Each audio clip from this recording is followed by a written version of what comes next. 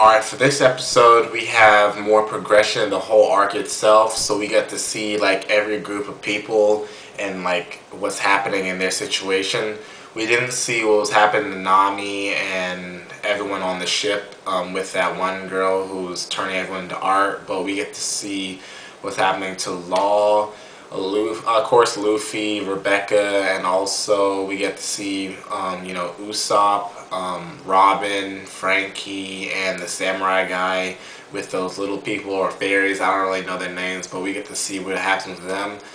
So Law seems to be in the worst situation of everyone, because Doflamingo is wearing him down, and the Admiral is wearing him down, and they ultimately capture him and they get his heart. So I don't know how he's going to get out of this situation. Hopefully something will turn around and something good will happen to him, because it seems like a very bad situation for Law.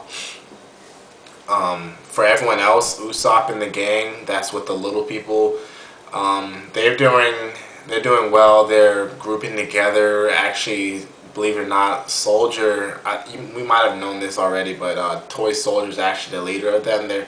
He's their commander. They've been devising some plan to go against the kingdom ship for a while, like a year or so. So their plan is going to come into fruition.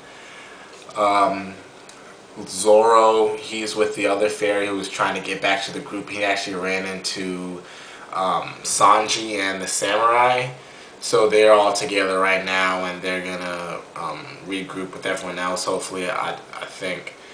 But what kind of messed me up with this episode is the title itself, because the title is Block D Begins, and it's the most bloodiest battle, and we don't really see blood too much.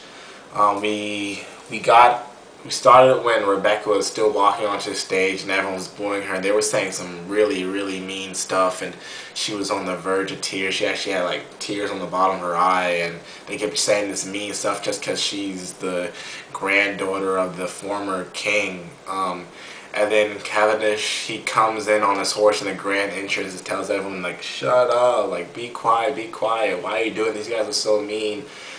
Like, she's the granddaughter of the king, like why? She had nothing to do with this. You guys are pity, and if you guys aren't brave enough to come down and kill her yourself because you want her to die so bad, you guys should come down and do it. And everyone just be quiet. It was quiet for a second. It was like, then they started cheering for him because they're like, oh my gosh, you're such a nice guy, Then he paused for a second. He's like, oh my gosh, they like me. So his ego is a little boosted up. But back to the Block D, he's in as well. But I was expecting there to be more bloodshed because the title said the bloodiest block, and we didn't really see much of that. We saw Rebecca and what she does. So she's more an invader. She uses the momentum of her opponents against them, so she doesn't really slash or draw blood. She just has them mess up at a point and they fall into the water, which is kind of cool, but I don't know if she'll be able to do that for the whole block.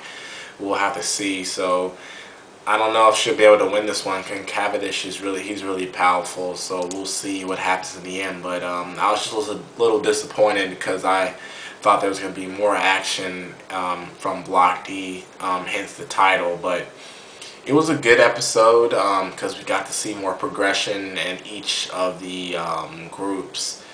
So yeah, that's my review for this episode 652, I do believe.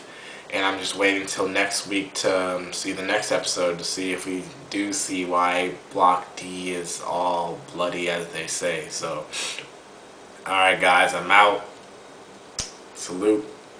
Peace.